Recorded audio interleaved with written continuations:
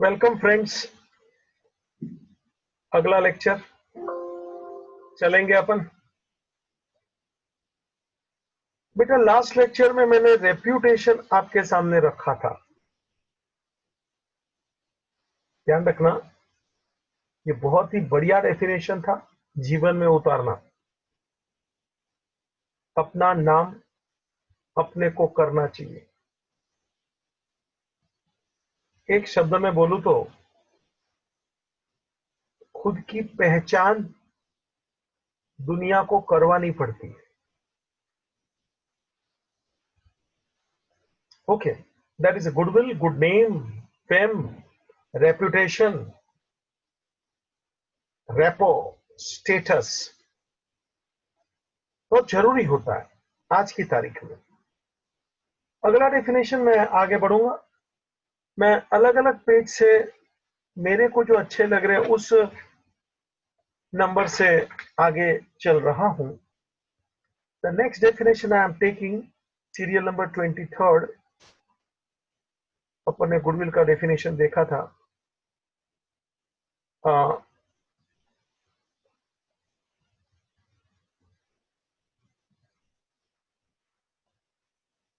It was something 22nd।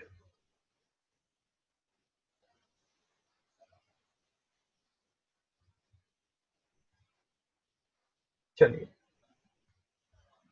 23rd, expenditure.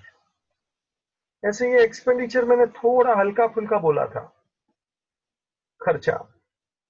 You can understand expenditure मतलब खर्चा, the amount spent by the business. आप थोड़ा लिखते जाना मेरे साथ ताकि आपको अच्छा लगे।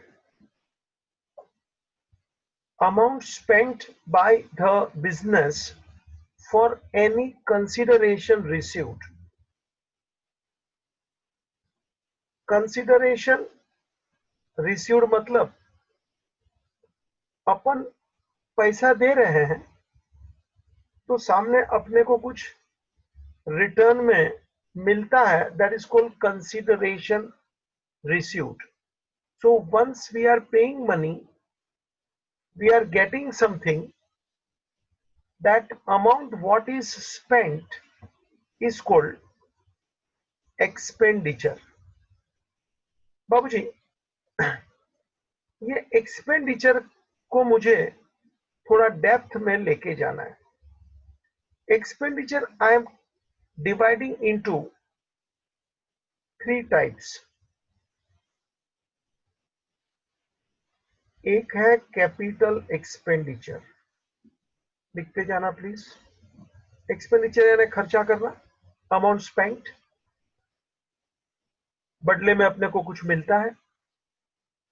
ओके, जरा डिटेल में लेके जाना चाहता हूं। Expenditure of 3 types. First, capital expenditure. Repeat, capital expenditure. बाबूजी, कैपिटल एक्सपेंडिचर का अर्थ क्या है जरा सुनना। अमाउंट स्पेंट, हाँ एक्सपेंडिचर है तो अमाउंट स्पेंट तो मुझे बोलना ही है। एंड वी एक्वायर, एक्वायर मतलब परचेज, एक्वायर मतलब मिलना, रिसीव्ड। बाबूजी, amount spent by the business to acquire, to purchase, to receive any fix asset. अपन ने फिक्स एसेट क्या देखा था? एनी फिक्स एसेट्स, अपन को फिक्स एसेट खरीदना है। फॉर एग्जाम्पल, आपने लैंड खरीदा, आपने बिल्डिंग खरीदा, मोटर कार खरीदा, फर्नीचर, कंप्यूटर, जो भी फिक्स एसेट। आपको याद होगा फिक्स एसेट बोलेंगे तो किसको बोलते हैं? The life of which is more than 1 year, इसको बोलते हैं fix asset. If you remember, हमने आपको पढ़ाया था। तो amount spent to acquire fix asset, like land, building, ये वो, फर्नीचर, तू जो भी बोल, लेकिन इतना ध्यान रखना, ये जो भी मैं बोल रहा हूँ लैंड, बिल्डिंग एक्सेट्रा, बाबू जी, इसका लाइफ मोर देन 1 ईयर है। In other words, having long life. Having long life मतलब more than 1 year, we get the benefit for more than 1 year। भाई साहब, we get long term benefit, लंबे समय तक अपने को बेनिफिट मिलता है। और एक शब्द में सुन लेना, दिस एक्सपेंडिचर, ये जो खर्चे अपन कर रहे हैं ना, are non recurring in nature. Non recurring मतलब रिकरिंग यानी घड़ी घड़ी करना, अगेन एंड अगेन इसको रिकरिंग। नॉन रिकरिंग मतलब घड़ी घड़ी नहीं करते हैं। बेटा हमने लैंड, बिल्डिंग वगैरह ले लिया, आप जो घर में रह रहे हो तो रह रहे हैं बहुत सालों से वगैरह, आपके घर में जो फर्नीचर है लंबे समय से होता है, मतलब the benefit we receive for more than 1 year means that is fix asset. तो ये खर्चा अपन घड़ी घड़ी नहीं करते हैं कि चलो आज ये ले लिया, वापस 15 दिन के बाद नया टेबल कुर्सी ले लिया, वापस 7 दिन के बाद नया रेफ्रिजरेटर लेके आए। तो सर ऐसा थोड़ी बस, these expenditure are non-recurring, we are not doing again and again, we take the benefit for long period। such expenditure are called capital expenditure। तो कैपिटल एक्सपेंडिचर मतलब कुछ बड़ा खर्चा जनरली, और ये घड़ी घड़ी नहीं करते हैं, इसका बेनिफिट अपने को लंबे समय तक मिलते रहता है। इसको बेटा अपन कैपिटल एक्सपेंडिचर बोलते हैं। प्लांट, मशीन वगैरह, कभी कभी मैं ऐसा भी बोलूंगा, अपन खरीदते नहीं है। हाँ, जरा ये थोड़ा एक्स्ट्रा बोल रहा हूं, वी क्रिएट और टू कंस्ट्रक्ट,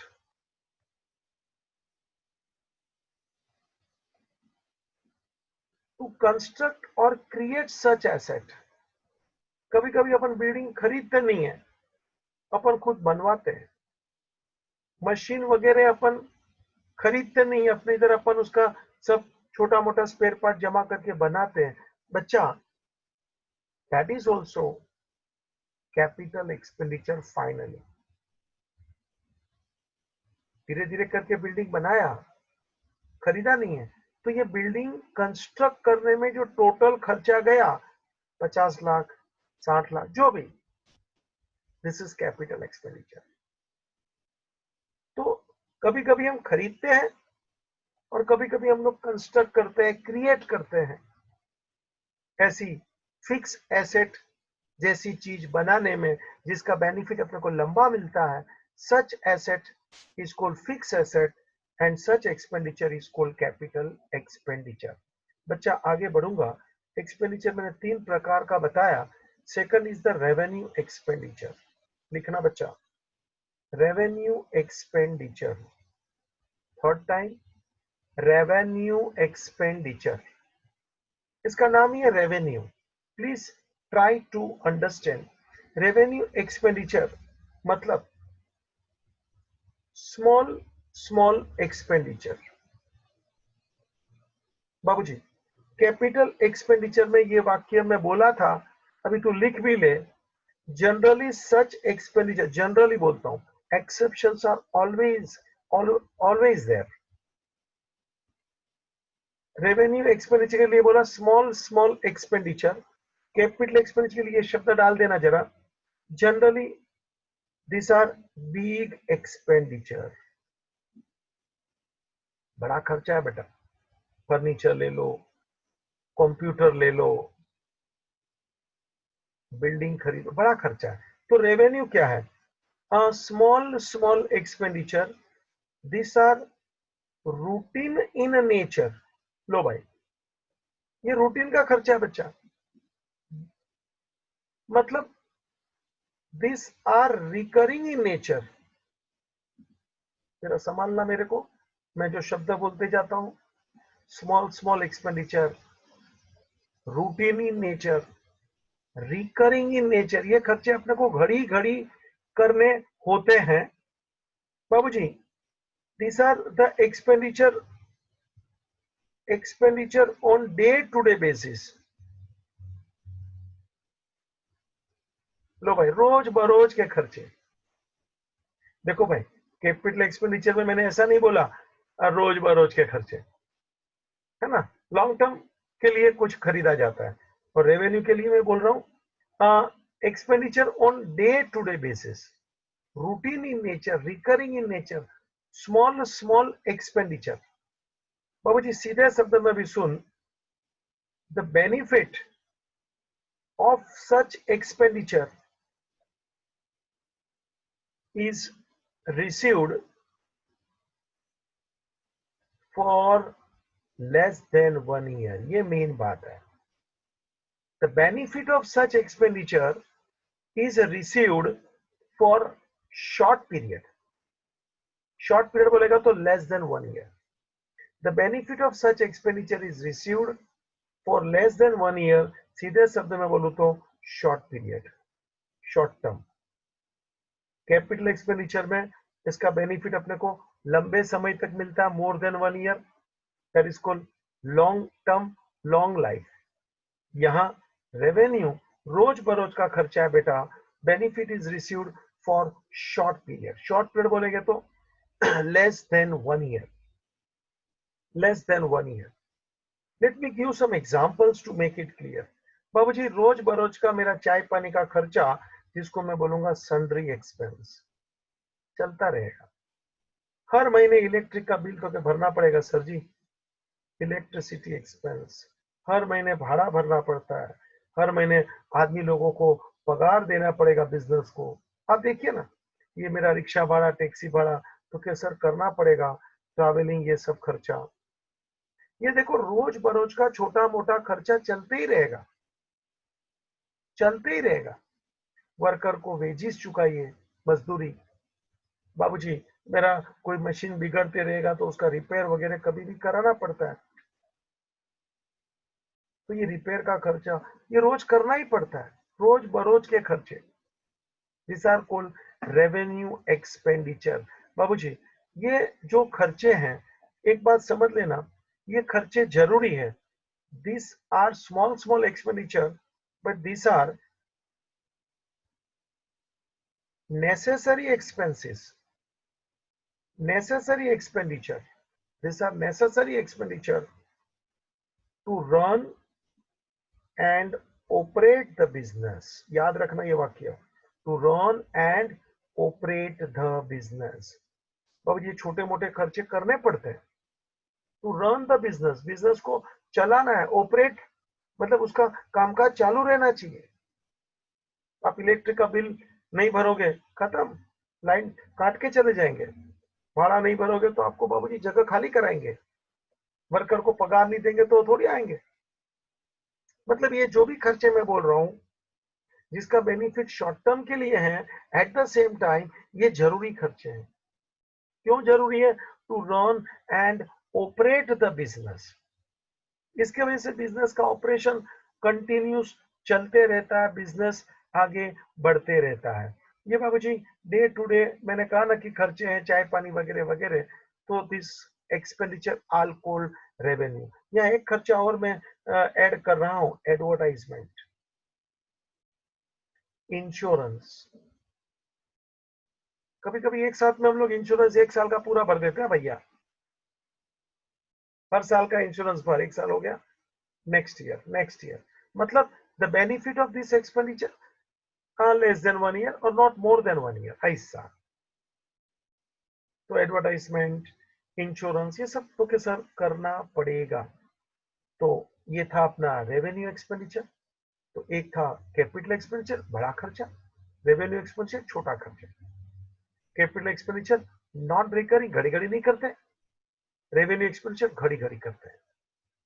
कैपिटल के एग्जांपल लैंड, बिल्डिंग, ये सब खरीदना, मशीन। रेवेन्यू सैलरी वगैरह।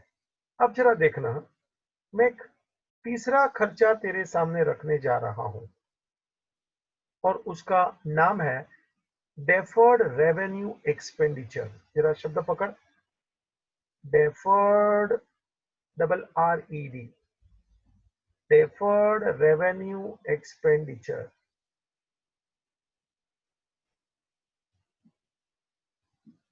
देखो इसमें मैंने लिखा है डेफर्ड रेवेन्यू एक्सपेंड। पहले तो एक बात पक्की हो गई, this are the expenditure which are revenue in nature. जैसे रेवेन्यू तो आप अभी ऊपर बोले ना, हाँ वही तो आप बोलेंगे सर ये रेवेन्यू है, हाँ मगर आगे एक शब्द देख, डेफर्ड। डेफर्ड का मतलब होता है लॉन्ग टर्म। टर्म का मतलब होता है बच्चा टाइम, सावधान, पीरियड। टर्म का मतलब होता है टाइम, पीरियड। तो अभी जरा पढ़ तो देखना उधर, रेवेन्यू एक्सपेंडिचर है, हाँ रेवेन्यू तो कैसा होता है, the benefit received for the period less than 1 year. और अब मैं जो बोल रहा हूं ये वो रेवेन्यू है जो डेफर्ड है। डेफर्ड यानी जो लॉन्ग टर्म पर चलने वाला है, मतलब जिसका बेनिफिट लंबे समय तक अपने को मिलता है। मतलब द रेवेन्यू एक्सपेंडिचर ओनली, ये रेवेन्यू एक्सपेंडिचर ही है, this are revenue expenditure only, but the benefit, मैं एग्जांपल दूंगा घबरा मत, the benefit of such payment is received for more than 1 year। जरा लिखते जाना बेटा, तेरे को अच्छा लगेगा। खाली सुनने में क्या, कभी कभी खोपड़ी में अटकता नहीं है और अपना ध्यान इधर भटकते रहता है कि सर बोलते रहता है। थोड़ा लिखने से क्या होगा, तू मेरे साथ जुड़ा रहेगा, जुड़ा रहेगा। The benefit of such payment is received for more than 1 year. इसका बेनिफिट अपने को 1 साल से ज्यादा समय, इसे तो डेफर्ड बोलते हैं ना, डेफर्ड। डेफर्ड का मतलब dictionary meaning long term, long time, long period, that is called deferred बाबूजी। मतलब इट इज नॉट एग्जॉस्टेड,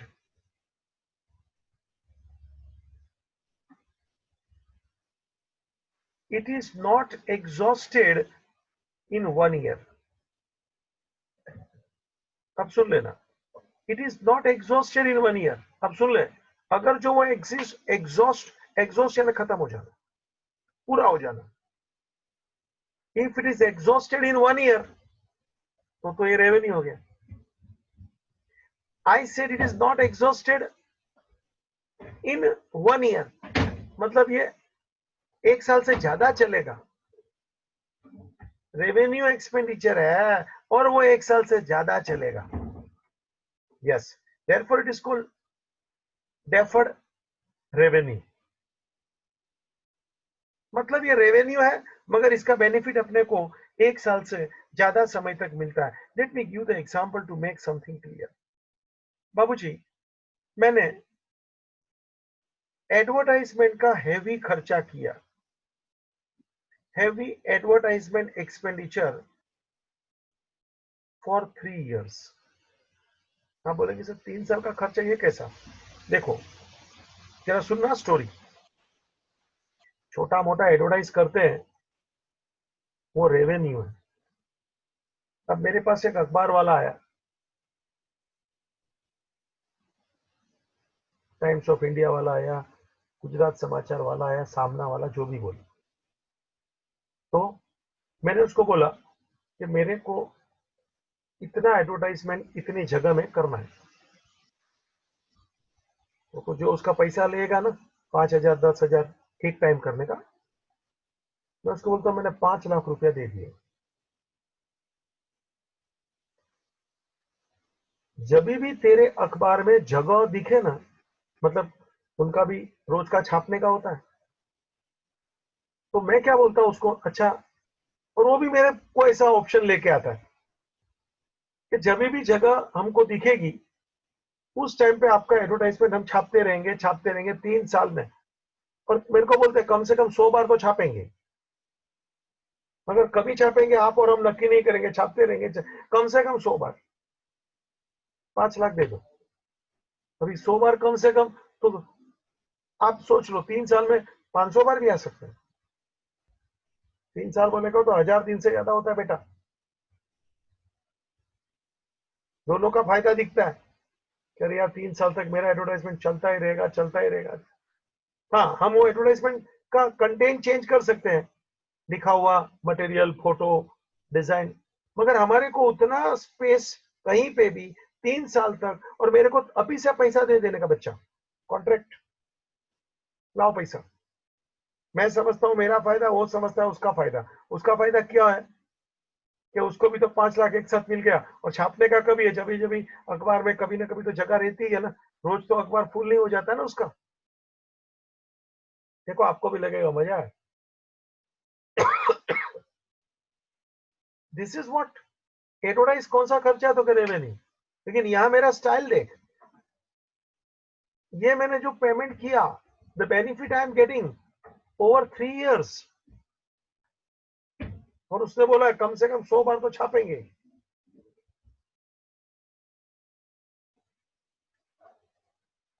दोनों का फायदा है। ऐसे 100 बार का मैं अभी उसको फिट कर दूं तो 5 लाख होता है, मगर डे मेरे, अब यहाँ क्या डे मेरे नहीं। अरे वादा नहीं ना, 3 साल तक चलता रहेगा ना, कभी कभी 2 दिन आएगा, 5 दिन आएगा, हफ्ते में क्या फर्क पड़ता है, अपना तो फायदा ही है। उन लोग उसका फायदा देखते हैं, जगह जब भी मिलते जाएगी इसका एडवर्टाइज छापते रहो भाई, उसका तो अखबार रोज चलता है ना। उसको इतना ग्राहक मिले नहीं मिले, तो मैं तो मिल गया ना उसको बकरा 5 लाख का। See this is the expenditure. जरा समझो मेरा एडवर्टाइजमेंट का खर्चा। Advertisement is revenue, but any heavy advertisement, the benefit is received for more then 3 years। चल एक और उदाहरण देता हूँ, मस्ती में, मस्ती में। अच्छा, क्लासेस वगैरह चल रहे हैं, ऑफिस है, हम एक और जगह पे मान लो क्लास चालू किए, तो अच्छी बात है, कर लो सर।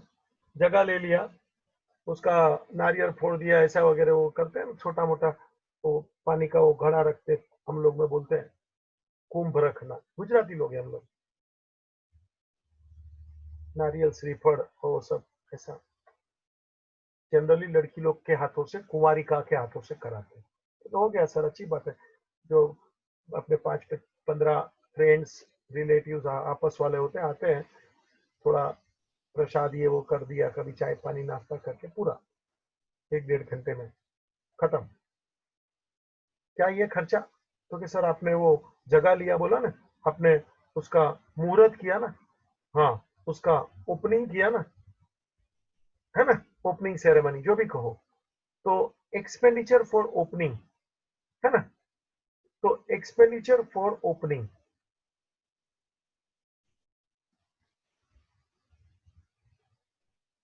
न्यू क्लास हो गया 5-10 हजार का खर्चा। थोड़ा हम लोग ने भी वो तोरण बीरण लगाया रे, 5-15 लोग आए, जरा नाश्ता पैसा भी लगा दिया, चाय पानी, 10-1 हजार का खर्चा, तो ठीक है सर। अपने 5-15 स्टाफ लोग भी आए, 1-2 घंटा बैठे सब लोग, खत्म, और क्या होता है। अब देखिए, हो गया, ये छोटा खर्चा है बच्चा, 1-2 घंटा में समाप्त हो गया ओपनिंग का खर्चा। ये छोटा मोटा खर्चा है, इट इज रेवेन्यू एक्सपेंडिचर, ये कोई बड़ा खर्चा नहीं है, कैपिटल का खर्चा नहीं है। अब देख, इसको मैं कैसे घुमाता हूँ। चलिए, हमने नया प्रीमाइसिस ले लिया, बड़े धूमधाम से मैंने सोचा कि अपने को ओपनिंग करना है गाजा बाजा के साथ। क्या बात है, एकदम आजू बाजू का प्रीमाइसिस में जरा साफ सफाई चपाचप कराया, उतना ही नहीं, बड़ा एडवर्टाइज भी कराया अखबार में, ये वो वगैरह वगैरह, सावधान। और मैंने बताया कि ये तारीख को, ये दिन को, ये हम लोग ओपनिंग करेंगे नया क्लास, ये वो धूम धड़ाका के साथ, फोटो फोटो ये वो, रिपोर्टर सब लोग को जमा किया। अरे भैया, वो आलिया भट्ट को बुलाया, चाव चाव करके, काका काका, अरे क्या भीड़। एचएम को देखने को कोई भीड़ थोड़ी करेगा। ये आलिया भट्ट आ रही है, अरे भैया पूरा मोहल्ला इधर, देख लीजिए, आप समझ रहे हैं। अरे यार उसको, वो आएगी तो उसको पैसा देना पड़ता है, हाँ वो ऐसे फोकट में नहीं आते, उनका रेट चलता रहता है कि वो 1 घंटे के लिए, आधा घंटे के लिए आएंगे, ओपनिंग ऐसा रिबन काट के जाएंगे, उसका बाबूजी वो लाखों में पैसा लेते हैं। लेकिन हमने हिम्मत किया कि आजा बाजा गाजा के साथ फटाका फोड़ेंगे, धूम धड़ाका करेंगे, ये आलिया भट्ट को बुलाएंगे, आजू बाजू वाले को जमा किया, धमाल धमाल धमाल, बाबूजी 25-50 लाख का खर्चा कर डाला, धम धम धम धम धम।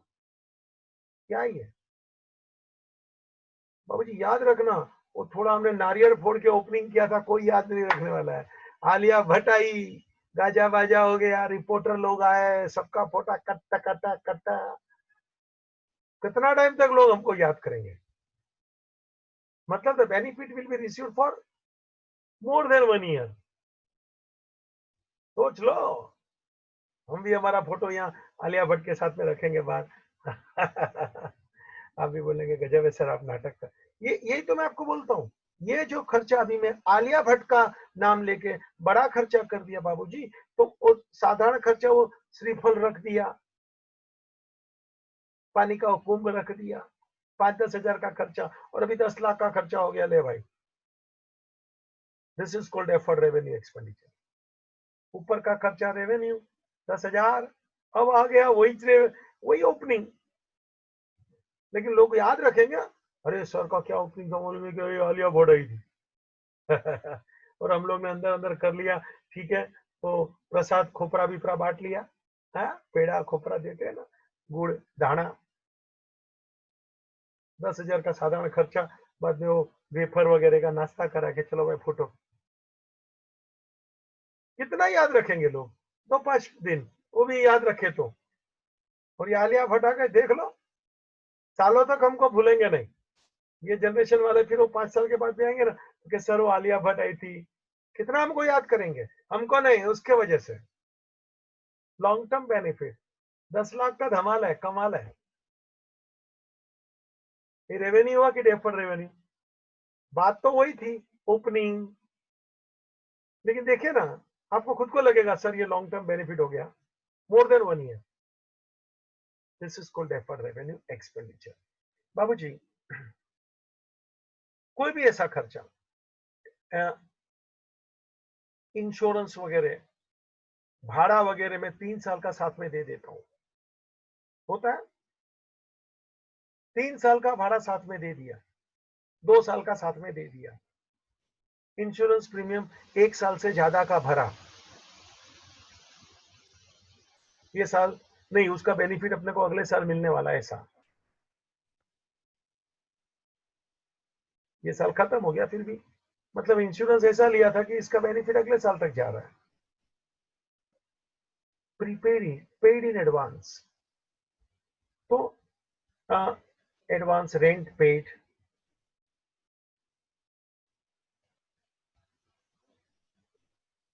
मतलब फॉर 2 इयर्स, तो ये भी तो डेफर्ड रेवेन्यू एक्सपेंडिचर हो गया। हैवी, वो बोला ना, एडवर्टाइजमेंट, ओपनिंग सेरेमनी का खर्चा। देखो ना आप, मेरे एग्जांपल आपको लगेगा कि benefit I am getting for long period more than 1 year, तो वो रेवेन्यू का खर्चा है, लेकिन वो अपने आप डेफर्ड रेवेन्यू की तरफ अपना जोर कर गया। तो this are called deferred revenue expenditure. ठीक है बच्चा, मेरे एग्जांपल कुछ भी बुक में नहीं मिलेंगे, तकलीफ है मेरी बात का, ये मैं जो पढ़ाता हूँ, हाँ टॉपिक आपको मैं वहां से ही पढ़ा रहा हूँ, मोरलेस एक्सप्रेशन वहीं से देता हूँ, लेकिन बाबूजी मेरा एक्सप्रेशन थोड़ा हटके रहता है। आई गो इन सिंपल एंड लूसिड वे। इन लोग ने कुछ शब्द लिखे, मुझे मंजूर नहीं है, बच्चे लोगों को ये कभी शब्द समझेंगे भी नहीं, आगे चल के जो पढ़ने वाले आप 1 साल के बाद में, वो शब्द अभी डाल के रखे हैं, मैं बोलेगा तो भी आपको समझेगा नहीं। कि such expenditure will stand in the balance sheet on the asset side, क्या रे, what is balance sheet, what is, ये सब प्रॉफिट एंड लॉस अकाउंट, ये सब क्या है, मैंने पढ़ाया ही नहीं, बस इसमें लिख डालने का। This is not the way to teach. बच्चा जो उम्र का होता है ना, उसको उस प्रकार का माँ खाना खिलाती है, तब उसका अच्छा ग्रोथ होता है, खाना हजम होता है। मेरा भी वही बोलना है, आपको मैं उस तरह से, उस स्टाइल से पढ़ाऊं कि आपको हजम हो गए। इसलिए कुछ शब्द यहाँ के मैं नहीं उठा सकता हूँ, मेरे को मजा नहीं आएगा, सीधी बात है। नाम में वजन है HM, प्रोफेसर को मालूम भी पड़ता तो बोलता कि वो बोला तो ठीक होगा। अटेंशन, आगे बढ़ने दे, ज्यादा बात नहीं करना है। तो types of expenditure 3, capital, revenue and deferred revenue. Next definition number 24 बेटा, अकाउंटिंग ईयर, पेज नंबर 9 पे है। अकाउंटिंग ईयर पेज नंबर 9 पे है। जरा बुक का पेज नंबर मैं बोलते रहता हूं ताकि तुमको मालूम पड़े। Page number 9। बाबू जी, जब भी मैं ईयर बोलेगा तो you can understand year means 12 months, right है। बाबू जी, हमारा जैसे आप लोग पढ़ते हो 8 स्टैंडर्ड में, 9 स्टैंडर्ड में, ऐसा तो एक साल होता है, 12 महीना। ऐसे बिजनेस का भी अपन जो ये अकाउंट लिखते हैं, बुक बनाते हैं, ये एक एक साल का होता है। एक साल हो गया, वो सब बुक्स वगैरह, फाइल वगैरह, बाद में उसको रख देते हैं, उसके ऊपर लेबल मार के कि भाई ये कौन से साल का है, तो कि ये मान लो अपना 2010 के साल का है। सब कागज, फाइल, स्टेटमेंट, बैंक के स्टेटमेंट वगैरह। बाबू जी, अकाउंटिंग ईयर मतलब एक साल का समय। बाबू जी, 2010 मतलब वो अपना साल 1 जनवरी से चालू हो गया, 31 दिसंबर को खत्म होगा। देखो ना, 12 मंथ्स, मतलब it is the period of 12 months. जो भी आपका डेट होगा, 12 महीना खत्म होगा, तो वो खत्म हो जाएगा। दिस इज दिसंबर एंडिंग को हम लोग बोलते हैं कैलेंडर ईयर। जरा ध्यान रखना शब्द, दिसंबर एंडिंग को हम लोग बोलते हैं कैलेंडर ईयर।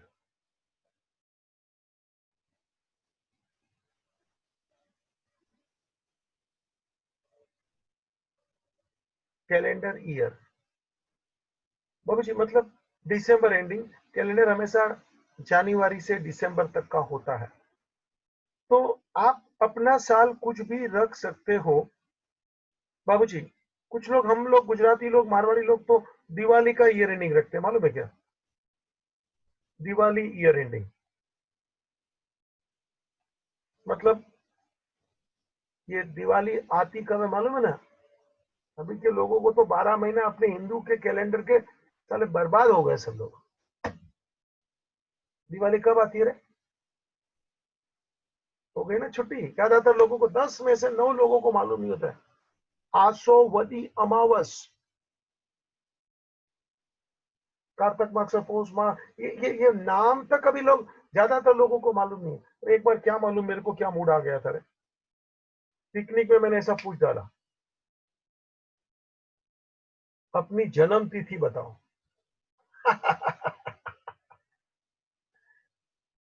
इतने 200 जितने बच्चे थे, कितना लगता है आपको? मुश्किल से 2 बच्चे निकले जी। अभी तो मुझे मालूम नहीं है, लेकिन मैंने एक एक भी दूसरा उसके साथ सवाल जोड़ लिया, अपनी माँ की जन्म तिथि बताओ। एक भी बच्चे को नहीं मालूम, जन्म तारीख तक नहीं मालूम होती है ज्यादातर बच्चे को। खुद की जन्म तिथि नहीं मालूम तो माँ की क्या मालूम, एक भी नहीं। वो 2 तो निकल गए ऐसे ही, उसमें से मुझे तो डाउट होता है, एक आध जने लपेट में मार दिया, सड़कों का मालूम पड़ने वाला। ठीक है, but this is the reality बाबू जी। तो ये दिवाली एंडिंग वगैरह ये हमारा ट्रेडिशन है, इसके पीछे बहुत बड़ा रहस्य छुपा है। दिवाली ही क्यों? अपन बस, तो हम लोग दिवाली के दिन देखा होगा ना, चोपड़ा पूजन करते हैं हम लोग, गुजराती, मारवाड़ी, हिंदी लोग वगैरह, चोपड़ा पूजन। अभी तो चोपड़ा रहा नहीं है, लाल लाल का कपड़े में लेके आते हैं, तिलक लगाते हैं, लक्ष्मी पूजन करते हैं। लक्ष्मी पूजन, लक्ष्मी का मतलब वो तो जूने जमाने का वो सिक्का निकालते हैं, आपके भी मम्मी पापा के पास किसके पास होएगा देखना, चांदी का वो बड़ा सिक्का निकालते हैं, उसका पूजा करते हैं, दूध दही से उसका पूजन करते हैं, वापस धो के वापस कबाड़ में रख देते हैं। खाली वो दिवाली के दिन उसको बाहर रखते हैं, वो किताब के ऊपर रखते हैं। हम लोग ऐसी मान्यता रखते हैं कि दिवाली के दिन ये सब ऐसा किताब खुला रखने का, उसका पूजा करने का, ऐसा वो लक्ष्मी का रखने का फोटो वगैरह, तो लक्ष्मी अपने पास आएगी, लक्ष्मी आने मनी। हम्म, लक्ष्मी पूजन बोलते हैं इसको, दिवाली ईयर एंडिंग। चल भाई आगे बढ़ने दे मेरे को। तो हम लोग दिवाली टू दिवाली, मतलब दिवाली का नेक्स्ट ईयर होता है ना, साल मुबारक, that's the first day of the year. तो वो अपना ट्रेडिशनल कैलेंडर से चलना पड़ता है, उसमें जनवरी दिसंबर नहीं होता। आशोवधी अमावस बता दिया ना तेरे को, that is year ending, that is as per the tradition. Tradition मतलब परंपरा हमारी चल रही है। बाबू जी, आज की तारीख में अगर जो हिंदुस्तान में ईयर चलता है, अगर जो मैं आज की तारीख में पूछूं, ईयर चलता है 1 अप्रैल से 31 मार्च। अब जरा देखना, अप्रैल एक साल में आएगा, मार्च उसके फॉलोइंग साल में आएगा। फॉर एग्जांपल 1 अप्रैल 2019 बोलेगा तो साल खत्म होगा 31 मार्च 2020। जरा देख लो, इसको बोला जाता है 2019-20। देखो ना मेरी स्टाइल देखो, April to March, year is started on 1 April 2019, ending on 31 March 2020। इसको शॉर्ट में हम लोग ऐसा बोलते हैं 2019-20।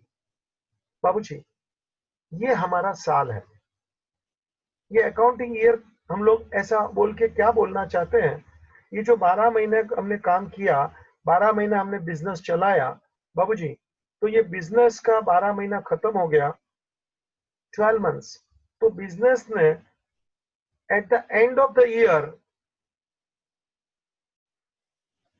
प्रॉफिट किया, लॉस किया, अपनी फाइनेंशियल पोजीशन किधर लाके खड़ा कर दिया।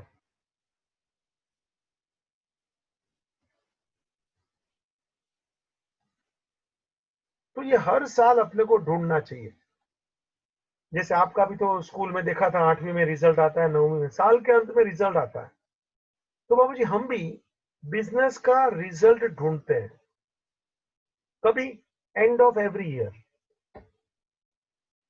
है ना। आपका भी तो वो 5वीं 6वीं में रिजल्ट आता है ना, एग्जाम, एनुअल एग्जाम खत्म हो गया, फिर रिजल्ट आता है, पास है, कितना परसेंट आया वगैरह।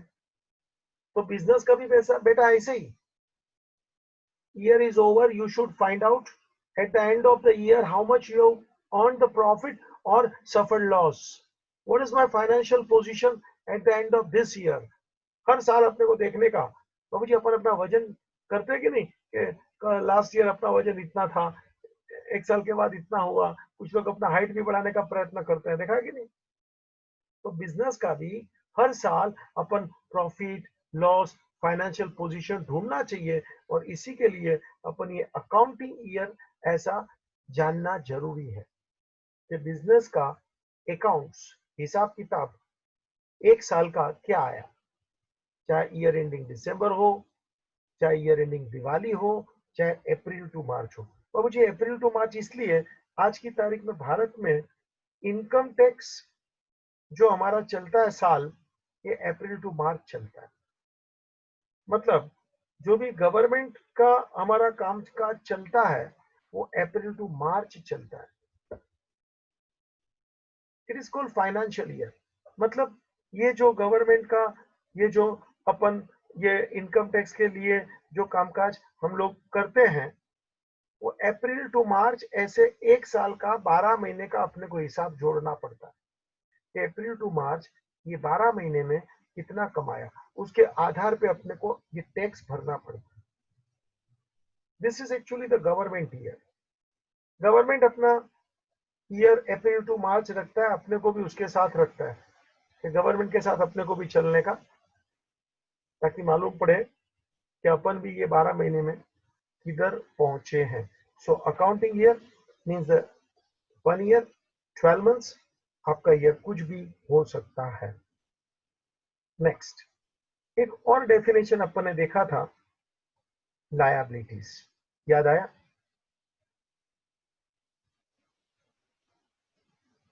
लायबिलिटीज का मतलब मैंने कहा था अमाउंट पेएबल। बेटा ध्यान पड़ा क्या? लायबिलिटी का मतलब मैंने कहा था अमाउंट पेएबल। ये डेफिनेशन आपको पेज नंबर आपके बुक में 10 पे दिया है। बेटा लायबिलिटी यानी अमाउंट पेएबल, गवर्नमेंट को टैक्स भरना है, it is the liability. Bank से लोन लिया है, I will have to return the loan, it is liability.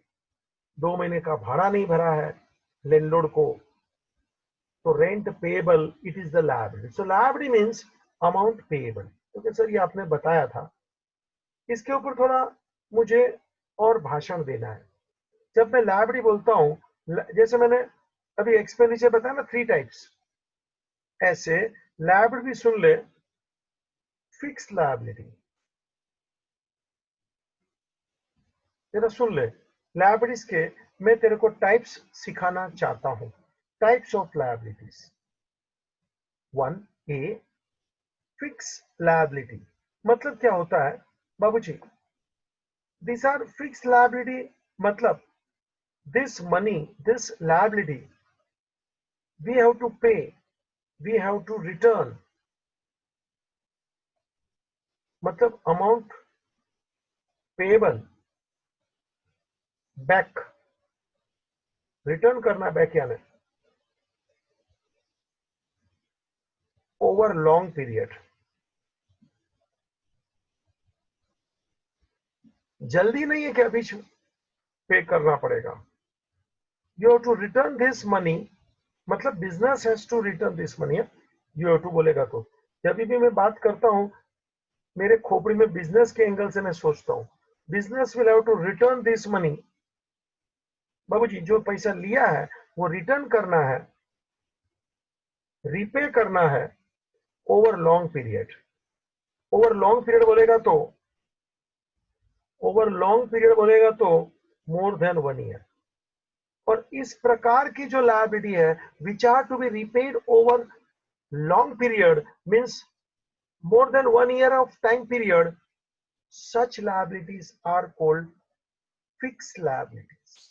इसको हम लोग फिक्स लायबिलिटी करके एक शब्द का प्रयोग करते हैं। Late me give the example, जरा ध्यान रखना। लॉन्ग टर्म लोन,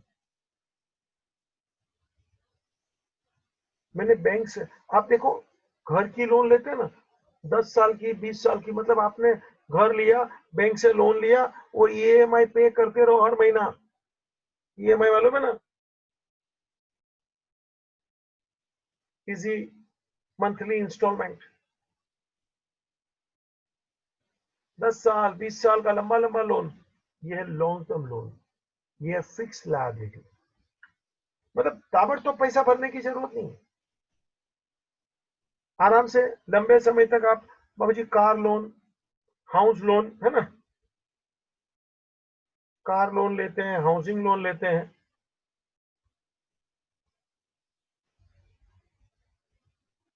बिजनेस में भी हाउसिंग लोन मिलती है। हाउस का मतलब घर नहीं होता है, हाउस का मतलब मकान होता है।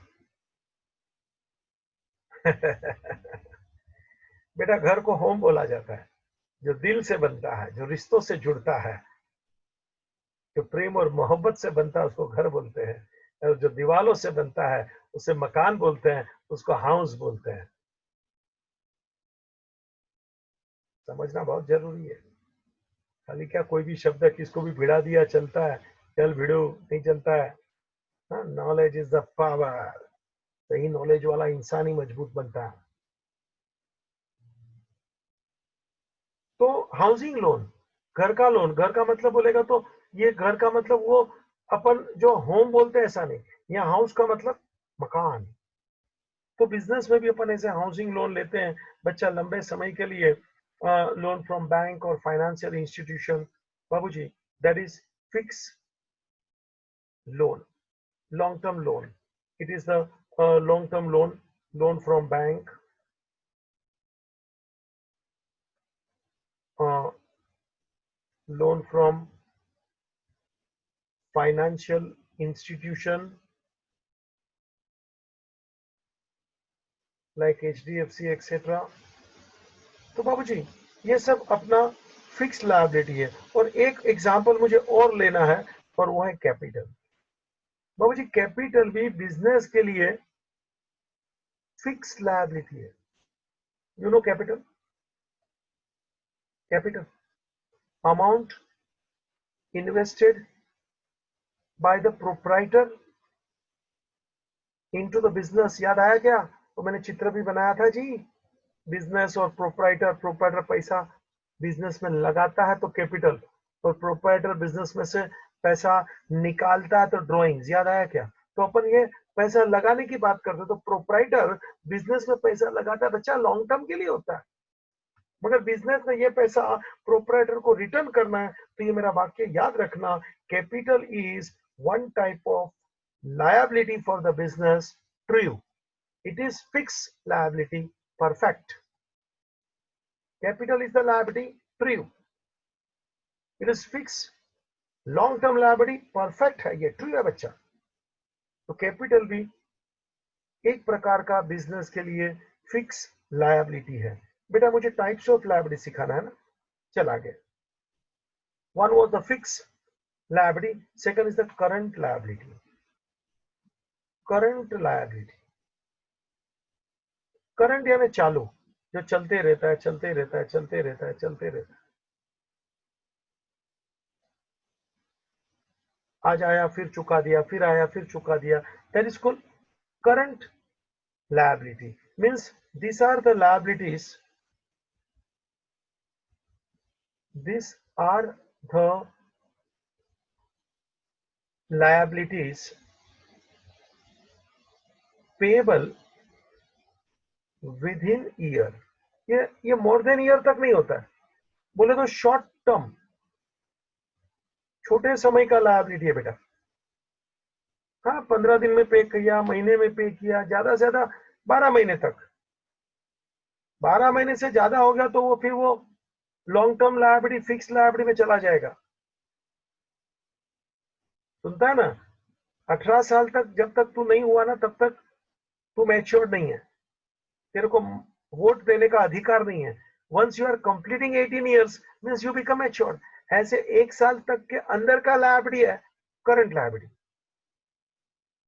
और पेबल ओवर लॉन्ग पीरियड बाबूजी इसको बोला जाता है fix liability.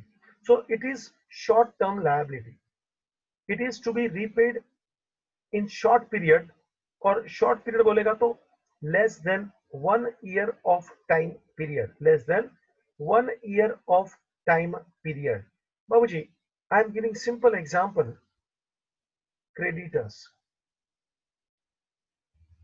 to whom we owes. Creditor याद है ना, जिससे अपन ने माल उधार खरीदा, गुड्स उधार खरीदा। बाबूजी छोटे मोटे बिल होते हैं, बिल्स पेएबल। मैंने भाड़ा नहीं चुकाया है लास्ट का 2 महीने का, आउटस्टैंडिंग रेंट, तो सब चुका दो, आउटस्टैंडिंग रेंट। तो ये सब मेरे करंट लायबिलिटी है जो जल्दी जल्दी मुझे चुकाना है, are to be repaid in short period. Long period हो तो फिक्स लायबिलिटी। और एक डेफिनेशन और बोलना चाहता हूं जो इसके साथ नहीं है मगर ऑन पेज नंबर 11 है, उसका नाम है कंटिंजेंट लायबिलिटी। ये सब लोग ने साथ में नहीं दिया बेटा, साथ में देना चाहिए। Contingent liability on page number 11। ये जो मैंने लायबिलिटी बताया टाइप्स 10 नंबर के पेज पे था, और कंटिंजेंट लायबिलिटी मैं तेरे को बता रहा हूं, it is on page number 11। What is contingent liability? Let me talk few minutes. Contingent मतलब अनएक्सपेक्टेड, मतलब अनफोर्सीन, मतलब अनसर्टेन। क्या रे, मैं क्या बोलता हूं? अनएक्सपेक्टेड लायबिलिटी, अनफोर्सीन, जो मैंने देखा नहीं है। सीन मतलब देखा हुआ, माना, मालूम है। अनफोर्सीन जो मालूम नहीं है, जो मुझे जानकारी नहीं है, और अचानक वो लाइबिलिटी टपकती है। Uncertain, not sure. बाबूजी मैं बता रहा हूं, मेरे पे इनकम टैक्स का अचानक नोटिस आ गया कि वो 2 साल पहले का आपका इतना इतना पैसे का मेरे को टैक्स भरने का है। हाइल, मैं बड़ा शांति से खा पी के मस्त हूँ, 2 साल पहले का अचानक मेरे पे नोटिस मार दिया कि वो टाइम का आपका ये वाला, इसमें आपको ये प्रकार का उन्होंने नोटिस मार दिया, मेरा केस खोल दिया under section so and so, कितना टैक्स भरना पड़ेगा। है ना? देखो कितना शांति से जिंदा था, खा पी के मस्त था। हाँ, इसको बोलते अचानक टपका। This is called contingent, this is called unexpected. क्या मालूम था क्या? अनफोर्सीन, क्या पहले से सोचा था क्या? अनसर्टेन, नॉट श्योर, अचानक आ टपके। अब देखो, मैं आपसे कुछ बातें करूंगा, आपको समझ में आ जाएगा ये अनएक्सपेक्टेड लायबिलिटी ये क्या होता है। एक दो और, ये टैक्स का जैसे मेरे पे नोटिस आ गया, ओके, भर पैसा। अब मैं भरू कि नहीं भरू मेरी मर्जी है, ध्यान रखना। 2 लाख रुपए का मेरे पे नोटिस मार दिया। मैंने अपने सीए से बात किया, जो मेरा फाइल संभालता है। वो बोलता है सर डरने की जरूरत नहीं, उनका गलती है, उन लोग ठीक से अपना रिपोर्ट को समझे नहीं है, वगैरह वगैरह। अभी हम लोग ने बोला हम लोग नहीं भरेंगे, उन लोग ने नोटिस मार दिया 2 लाख भरो, हम लोग ने भी जवाब दे दिया हम लोग नहीं भरेंगे। फिर क्या हमारे जवाब से उन लोग मान जाएगा? ससुरा, कैसे मानेगा? बाबू जी ये लड़ाई झगड़ा चलता रहेगा। उन लोग का जो कोर्ट वगैरह चलता है, ट्रिब्यूनल्स वगैरह, उसमें ये कोर्ट कचहरी में झगड़ा फाइट चलता रहेगा। अगर जो उन लोग जीत जाएंगे तो पैसा भरना पड़ेगा, हम लोग जीत जाएंगे तो पैसा नहीं भरना पड़ेगा। तो भरना पड़ेगा, नहीं भरना पड़ेगा, इट इज अनसर्टेन बेटा। मतलब this is contingent liability, unexpected liability. We have to pay, we don't have to pay, it is uncertain. एक उदाहरण और आपको ऐसे ही दूसरा उदाहरण दे रहा हूं, जरा देखना। अनएक्सपेक्टेड, एक सच्ची कहानी सुना देता हूँ। टाइम बहुत कम है मेरे पास, फिर भी जरा ले ले। बाबूजी मेरा एक दोस्त था, उसने बैंक से लोन लिया था। बड़े अच्छे हमारे वो जवानी के दिन, एक दूसरे को मदद करना, दोस्त। हाँ, तो एक दूसरे को काम आना। मैंने भी उसके वो लोन लेने में अपना साइन दे दिया एज ए गारंटर। हाँ हाँ, एक दोस्त दूसरे दोस्त को काम आ गया, हाल तेरी, गारंटर बन गया मैं। फिर क्या? अब देखो उसने लोन ले लिया बैंक से, पैसा बैंक से ले लिया, फिर हफ्ते भरने का चालू कर दिया। क्या मालूम बाबूजी, थोड़े टाइम तो हफ्ते भरे, फिर उसकी फाइनेंशियल पोजीशन बिगड़ गई, हफ्ता भरना उसने बंद कर दिया।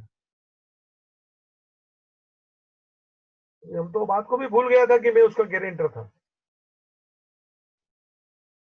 तो ना बाबूजी, उसने लोन का हफ्ता भरना बंद कर दिया। बाबूजी 2 4 6 हफ्ता नहीं भरा होगा, बैंक का नोटिस समन्स के साथ मेरे घर पे आया।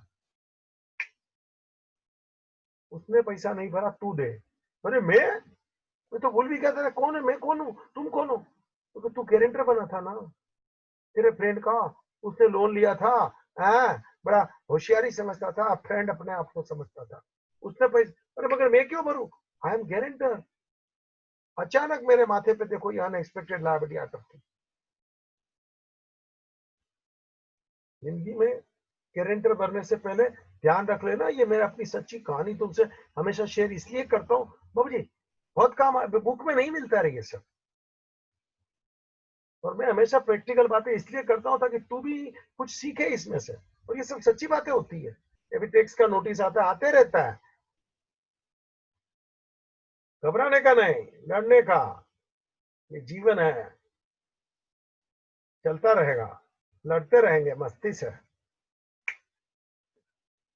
बाबू जी उसने लोन का इंस्टॉलमेंट नहीं भरा, बैंक ने मेरे पे नोटिस मारा, समन्स विमन्स के मेरे को अंदर कर डालेंगे अगर जो मैं पैसा नहीं भरेगा तो। हाइला, अरे वो नहीं, उसने लोन लिया, पैसा उसने ले लिया, मैं मेरे को अंदर करने की तुम लोग बात कर रहे।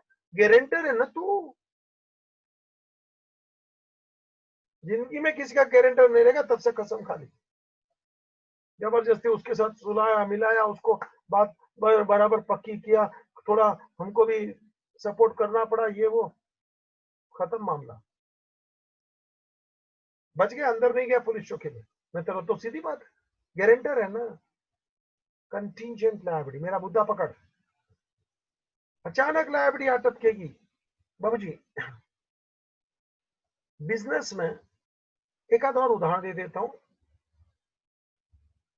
कोई वर्कर काम करता था और उसको हमने कुछ पैसा दिया क्योंकि वो काम करते करते इंजर्ड हो गया, हमारे फैक्ट्री में एक्सीडेंट हो गया, तो हमने उसको 2 लाख रुपए दिया।